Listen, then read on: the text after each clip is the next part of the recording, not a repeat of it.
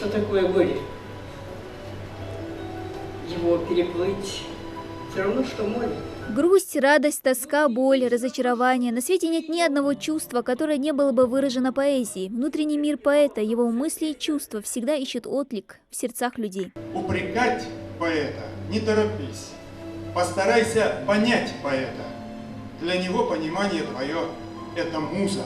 Творческий вечер, приуроченный ко Всемирному дню поэзии, собрал в одном зале тех, кто отдает себя сполна прекрасному искусству слова. На этой сцене молодые поэты не только читают свои любимые стихи, через них они раскрывают себя каждому зрителю, отмечает Туган Боков. Молодой поэт решил пойти по стопам отца Гапура Бокова, известного ингушского журналиста и автора поэтического сборника «Голос камня». Суть поэзии и вообще любого искусства, а поэзия – это искусство, это если человек, читающий, увидит часть себя в чем-то, в четверостишии, в полном стихе.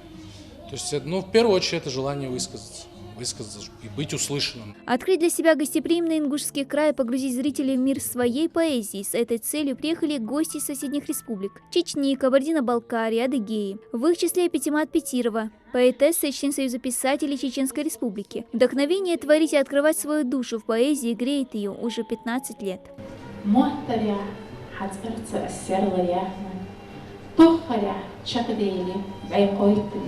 Поэзия встречает человека и провожает его в последний путь. Все наши назмы, эти религиозные песнопения, все колыбельные песни, все это поэзия. Почетным гостем вечера стал Анзор Ямкуш, известный кинорежиссер из Кабардино-Балкарии, чей художественный фильм, недавно вышедший на экраны, разрушает негативные стереотипы о Кавказе, поднимая проблему нетерпимости в обществе. Этот фильм такой призыв, пожалуйста, посмотрите на мир нашими глазами, и, возможно, мы начнем понимать друг друга лучше.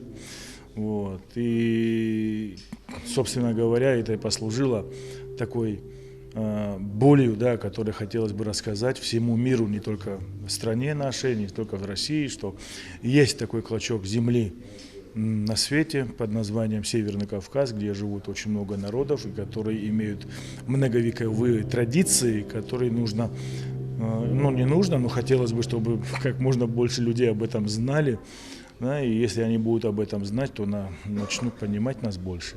Загадочный удивительный Кавказ, когда-то во всей красе, воспетый Пушкиным, Лермонтовым и другими поэтами, не забытый тут. К примеру, солнечную Грузию гостям открывают в песне.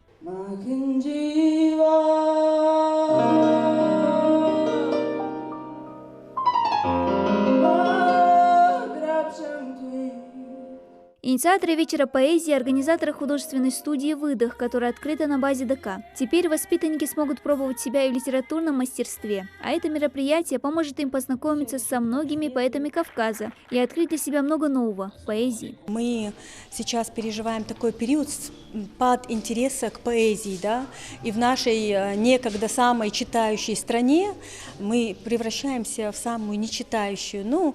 Такие спады, они периодически случаются повсюду, и это такое явление приходящее, поэтому сегодня мы очень надеемся растопить лед и сделать такой маленький шажок к тому, чтобы укоротить длительность очередного этого спада. Многогранная, высокая, трогающая сердце и душу, а главное, помогающая понять всю красоту мира и ценность жизни. Все это поэзия, и такие встречи помогают приобщить к ней подрастающее поколение. Дана Плиева, Магомед Дизигов, Новости 24.